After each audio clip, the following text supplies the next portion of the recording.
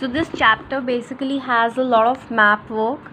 So remember factories we read about. So this map is all about factories of the European companies when different companies from Europe were settling in India at the coastal side. So this map depicts that.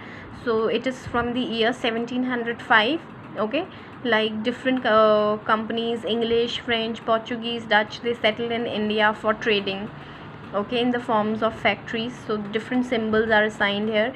You might have a question, for example, mark an Dutch company from the eastern side or from the western side. Okay, so you need to read this map carefully. This is from the year 1705.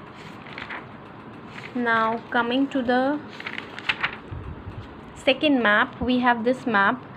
Earlier we read about 1705 and now it is about 1856. That is almost the middle of 19th century. Okay, how drastic, almost after 150 years, how drastic change is there. So all the pink is British territory, all the yellow is independent areas. So you can say almost after 150 years, so Britishers were actually mostly all over India, and this is out of India. Okay, at that time partition was not there, so this is part of Pakistan. All right, so almost after 1856 India was under British control, and this yellow part is where independent rulers used to rule. Okay, so you can also go through this map. Let us read about this box thing. So this is about Tipu Sultan, which says Tipu Sultan's love for plant was so great that he hit upon the novel idea of dispensing justice. So Tipu Sultan, okay, the ruler of Mysore, he was very much attracted towards plants, and उन्होंने एक बहुत ही अच्छा और एक very interesting and different novel way he had introduced to provide justice.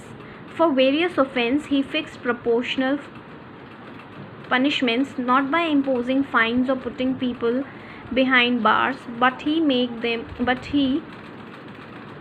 by making them plant trees, water them and bringing them to a particular height. So Tipu Sultan के time पे there was this one interesting judicial system. Justice सीख करने का एक बहुत अच्छा system था. अगर कोई भी लॉस को ब्रेक करता था तो टीपू सुल्तान उन्हें ऐसी पनिशमेंट नहीं देते थे कि उनको जेल में डाल दिया या उनके साथ टॉर्चर किया. टीपू सुल्तान उन्हें पनिशमेंट इस तरीके से देते थे that the person has to plant a tree, water them, take care of that plant, और उनको नर्चर करने के लिए बोलते थे depending upon the crime and to maintain it for a certain height. So this is very interesting fact about Tipu Sultan. So we can say in today's time Tipu Sultan was a good environmentalist. Okay, there is another box information which says Satyendra Nath Tagore, the elder brother of Rabindranath Tagore, was the first Indian to join the Indian Civil Services. Remember how tough this exam was, and it was conducted in London, so most of the Indians could not go there because the travel expenses was very high. It was conducted in English and there was a maximum age which was very low.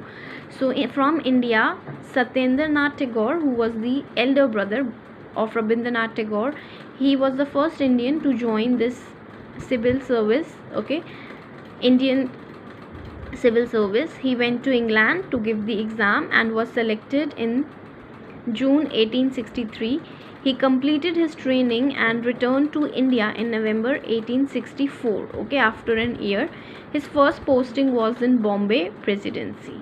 All right, so students, I have actually completed the entire chapter. So in my next class I will discuss the question answers. So you need to listen to the videos carefully, okay, and study the chapter thoroughly, come up with your doubts, and we will discuss the question answers. Thank you class.